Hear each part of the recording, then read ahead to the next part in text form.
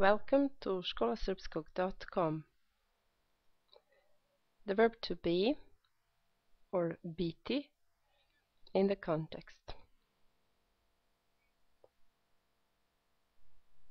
Ja sam žena, nisam muškarac.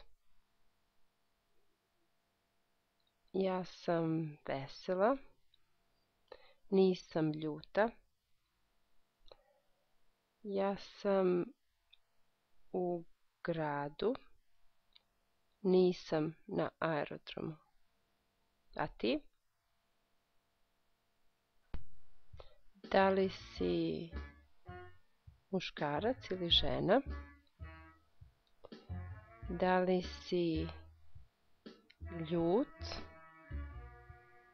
ili veseo? Ako si žena, da li si ljuta ili vesela? Da li si ti u gradu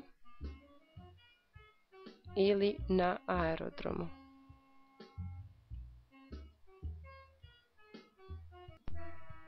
A sada reč dve o Jeleni i Saši. Ovo je Jelena. Jelena je ljuta. Ona je u restoranu. Ovo je Saša.